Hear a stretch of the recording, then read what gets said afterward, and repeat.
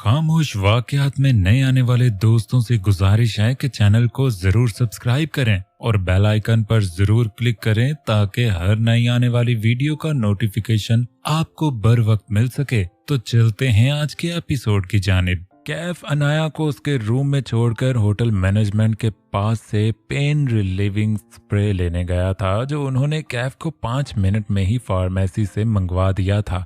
कैफ दोबारा अनाया के रूम में गया तो जैनब ने दरवाजा खोला। ये स्प्रे है, इसके पाँव पे कर दूंगी तो दर्द ठीक हो जाएगा। कैफ ने स्प्रे जैनब को पकड़ाते हुए कहा। थैंक्स, जैनब ने जवाबन मुस्कुरा कर कहा। और हाँ, किसी चीज की जरूरत हो तो मुझे इन्फॉर्म कर देना। ये कहकर वो जा चुका था।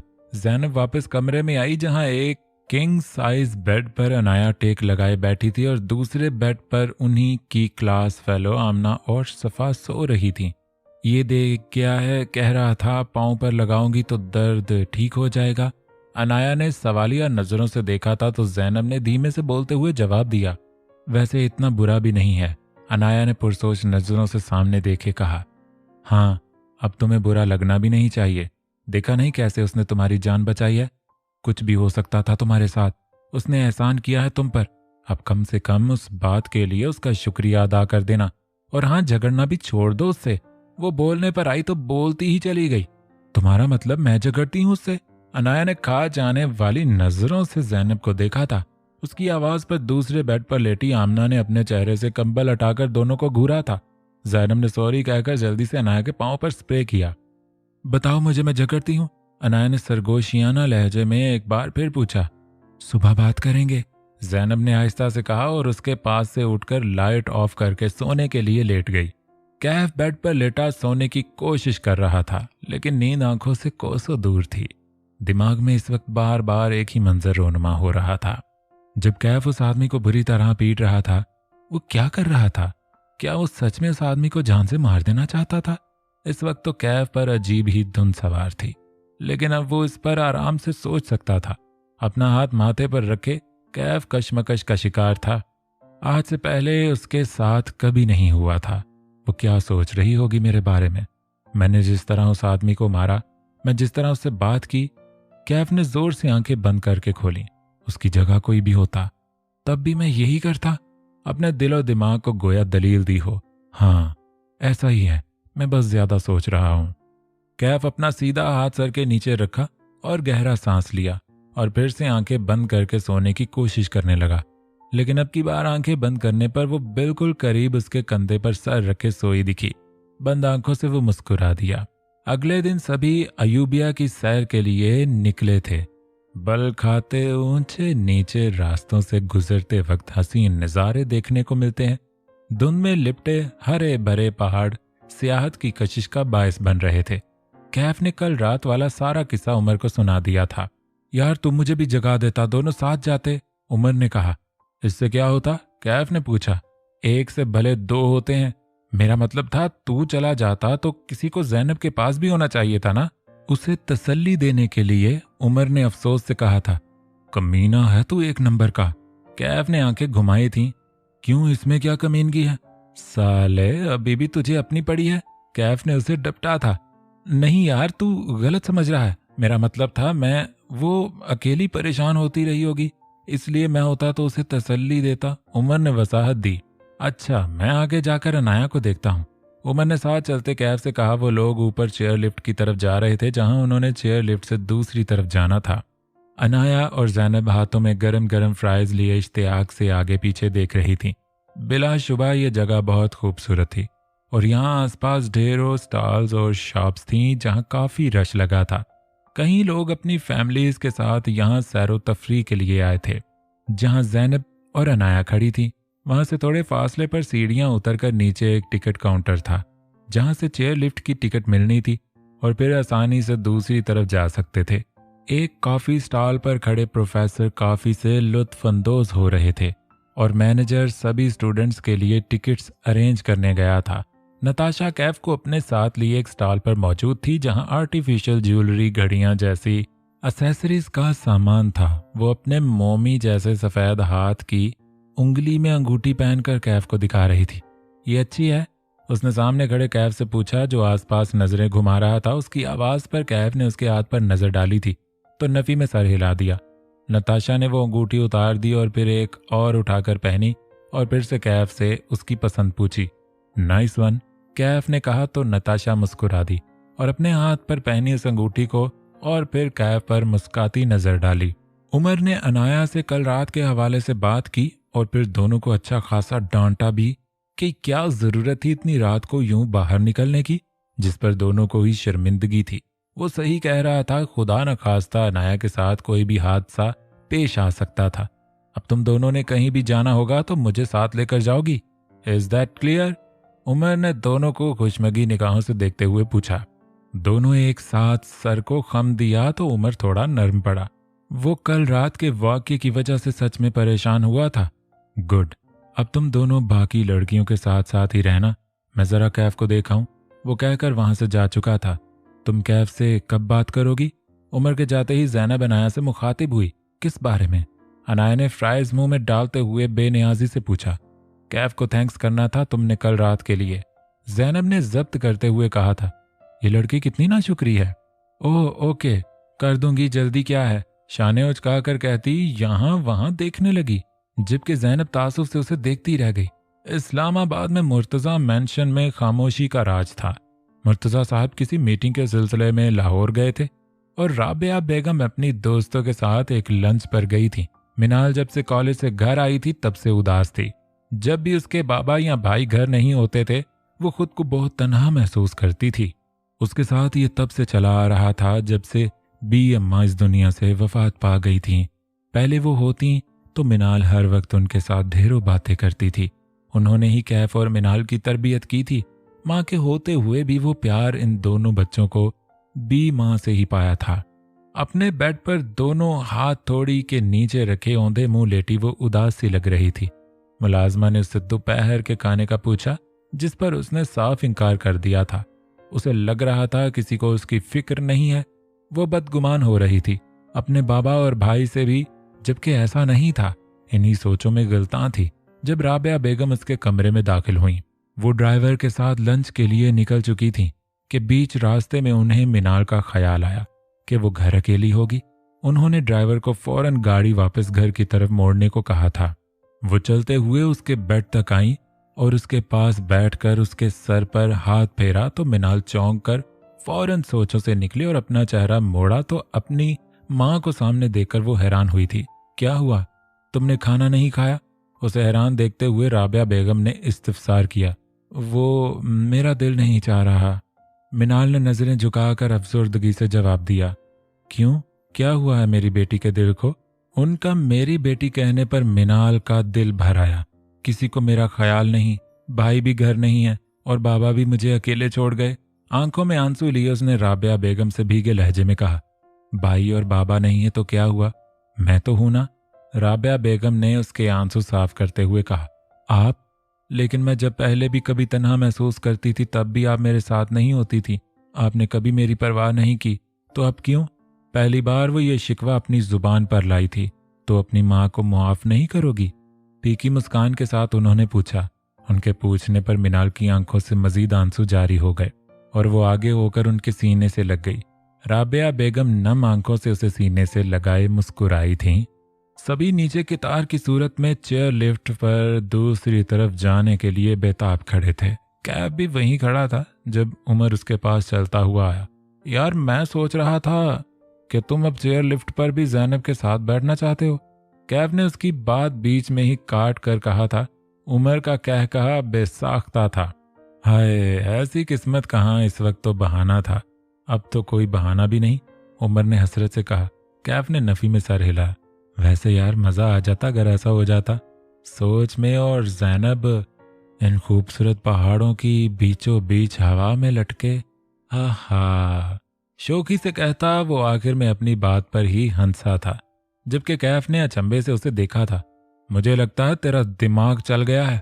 कैफ ने उसकी हालत पर तबसरा किया। मोहब्बत होती ही ऐसी है मेरे यार, इंसान को दीवाना बना देती है। ऐसी मोहब्बत से अल्लाह ही बचाए, कैफ ने आंखें घुमाकर कहा और आगे बढ़ गया। उमर कुछ कहने वाला था लेकिन कंधे झटक कर उसके पीछे हो लिया। अयूबिया की दूसरी तरफ इस खूबसूरत पहाड़ पर क्या दिलकश नज़ारे थे। उस ऊंचाई से आसपास के सब पहाड़ दिख रहे थे। हल्की सी धुंध भी छाई थी।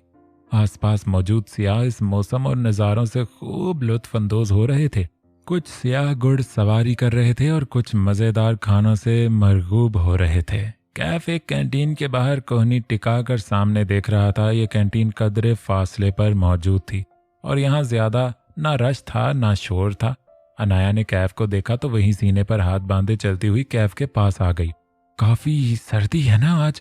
अनाया उसके पास खड़ी बोली तो कैफ ने चौंक कर चेहरा घुमाकर उसकी ओर देखा था। वो अपनी ही सोचों में गुम था। उसे अंदाजा नहीं हुआ वो यहाँ कब आई थी। हाँ, कैफ ने महज इतना ही कहा था और दोबारा से सामने देखने लगा।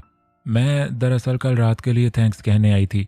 अनाया पूरी तरह उसकी तरफ घूम कर कहने लगी, यू आर वेलकम। लेकिन कुछ जल्दी नहीं याद आ गया। कैफ उसका पूरी सुबह फिर दोपहर गुजार कर अब थैंक्स कहने पर तंज करना ना भूला था। मैं कल रात ही कह देती लेकिन मुझे भूल गया। अनाया ने साफ गोई से कहा। उसे वाकई याद नहीं था। ये तो जैनब ने उसे याद दिलवाया था। चलो अच्छा है याद आ गया। उसकी बात पर अनाया ने एक नज़र उस पर डाली और सीधी होकर सामने देखने लगी। उसे वहां से ज्यादा ये जगह ज्यादा हसीन लगी थी। कैफ यूं ही कोहनी के सहारे पीछे टेक लगाकर खड़ा सामने ही देख रहा था जब अनाया ने अपने बालों को हल्के से झटका दिया जो कैफ के चेहरे से मस हुए थे।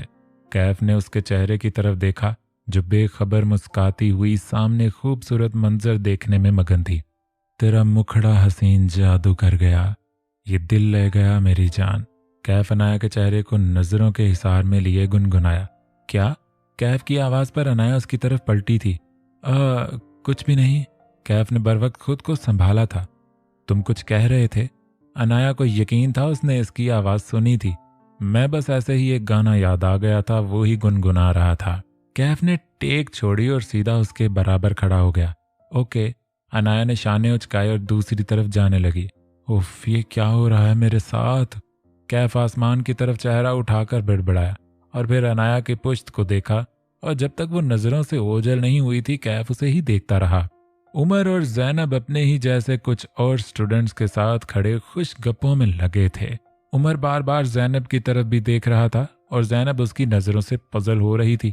उसने अपने खुले बाल कानों के पीछे अड़सने के बहाने उमर को देखा था जो बात तो पास खड़े फराज से कर रहा था लेकिन नजरें उसी पर जमाई हुई थी। जैनब ने उसे घूरी से नवाजा तो उमर ने मुस्कुराकर नजरें फेर लीं। फराज वगैरह जब चले गए तो जैनब तीखे चतौन लिए उसकी तरफ आई। तुम्हें क्या बीमारी हुई है? घूर घूर कर क्यों देख रहे हो मुझे? मैंने कब देखा? उमर साफ मुकर गया। अच्छा, अभी क्या कर रहे थे? और कल रात भी? कल रात क्या? कल रात जब हम सब कैफ का गाना सुन रहे थे तब भी तुम मुझे ऐसे देख रहे थे जैसे अभी अयूबिया आते हुए बंदर रास्ते में हमें देख रहे थे। व्हाट? बंदर? उमर का खुद को बंदर से मिलाए जाने पर शौक ही लगा था। बिल्कुल बंदरों की तरह ही देखते हो, जैनब ने मसनूई संजीदगी से कहा था, लेकिन अंदर ही अंदर उमर के तासरात बड़ा मजा दे रहे थे। ठीक है, अब नहीं देखूंगा, मुंह बनाकर कहता वो उसके पास से गुजर कर चला गया। उसके पीछे जैनब हंसी थी। आज आखिरी दिन भूरबन में गुजार कर उनकी कल वापसी थी। पूरा दिन भूरबन में उनका बहुत अच्छा गुजरा था। रात उनका पीसी होटल में स्टे था। उमर पूरा दिन जैनब से खफा ही रहा था और जैनब पूरा दिन उसको मनाने में लगी रही जिसकी वजह से वो ज्यादा एंजॉय भी नहीं कर पाई थी। रात के 8 बजे का वक्त था जब कैफ एक छोटे लकड़ी से बने ब्रिज पर खड़ा था जो पानी के पूल के ऊपर से गुजरकर दूसरी तरफ एक होटल के बड़े से बागीचे में जाता था। कैफ के साथ 2 लड़कियां खड़ी उससे बातें कर रही थी। अनाया जैनब को ढूंढते हुए उस तरफ आई थी। जब कैफ पर उसकी नजर पड़ी वो मुस्कुराकर इन लड़कियों से बातें कर रहा था और उसके गालों पर पड़ते गड़े पर अनाया दिल थाम कर रह गई थी। उफ, खूबसूरती के साथ साथ इसको डिम्पल भी दे दिया। अनाया ने आसमान की तरफ देखते हुए एक और शिकवा किया। वो चलते हुए उस तरफ जाने लगी जहां कैफ खड़ा था। पता नहीं ये लड़कियां कौन से लतीफे से सुना रही हैं जिस पर इसके दांत ही अंदर नहीं जा रहे।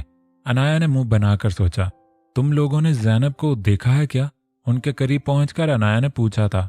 कैफ ने उसकी तरफ देखा जो जीन्स पर कुर्ता पहने अपने गिर्द शाल लपेटे खड़ी थी। तीनों में से किसी ने भी जैनब को नहीं देखा था। पता नहीं कहाँ है। अनाया वहीं खड़ी आसपास देखने लगी, जबकि वो दोनों लड़कियां अब चुप थीं और अनाया के वहां से जाने का इंतजार करने लगी। थोड़ी देर गुजर गई, लेकिन अनाया वहीं खड़ी पोल के पानी को देखने लगी। इन लड़कियों को अनाया के वापस जाने के आसार नजर न आए तो बुरे से मुंह बनाते वहां से चली गई। अनाया ने कुन अखियों से दोनों को जाते देखा था। कैफ भी चुपचाप खड़ा ये सब देख रहा था, लेकिन उसे अनाया के वहां से ना जाने की वजह समझ नहीं आई थी। उसे लगा था वो ज़ैनब का पूछकर चली जाएगी। अनाया कैफ की तरफ पलटी थी, जो ब्लैक जीन्स पर चारकोल ब्लैक जैकेट पहने हाथ में कोक का कैन लिए अपने मखसूस अंदाज में कोहनी के सहारे टेक लगाए खड़ा था। अनाया उसके पास आकर थोड़े फासले पर खड़ी हो गई। तुम तो ज़ैनब को नहीं ढूंढ रही थी? कैफ ने उसका यहाँ बेवजह रुकने पर तजस्सुस से पूछा था। हाँ, कब से ढूंढ रही हूँ, मेरे ख्याल में उमर के साथ होगी, अनाया ने जवाब दिया। तो फिर? कैफ ने पूछा। क्या फिर? मैं थक गई हूँ अब, और ये जगह अच्छी लग रही है, सोच रही हूँ थोड़ी देर यहीं वक्त गुजारूं। अनाया ने यहाँ रुकने की वजह बताई। ओके। कैफ ने कैन से कोका सिप लिया था। ये लड़कियां हर वक्त तुम्हारे इर्द गिर्द मंडलाती हुई नजर आती हैं, किसी के साथ सीरियस भी हो कि बस टाइम पास? मुकाबिल को इस सवाल की तवक्को नहीं थी, कम से कम इससे तो नहीं थी। टाइम पास, कैफ ने एक लफ्ज में जवाब देकर फिर से कैन लबों से लगाया था। तुम ऐसे क्यों हो? उसके ये पूछने पर मुकाबिल ने अपनी भवें उठाकर उसे देखा। मेरा मतलब था तुम्हें अंदाजा नहीं, ऐसे तुम कितनों के दिल तोड़ते हो। उसने जल्दी से दो टोक बात कही। मैं किसी का दिल नहीं तोड़ता, वो खुद आती हैं मेरे पास अपने दिल का हाल सुनाने, और मैं बस सुन लेता हूँ। उसने आराम से कंधे झटक कर कहा। हाँ, तुम तो डॉक्टर हो ना, जिसे दिल का हाल बताती हैं। उसने नाक चढ़ाई और थोड़ी देर खामोशी के बाद फिर गोया हुई।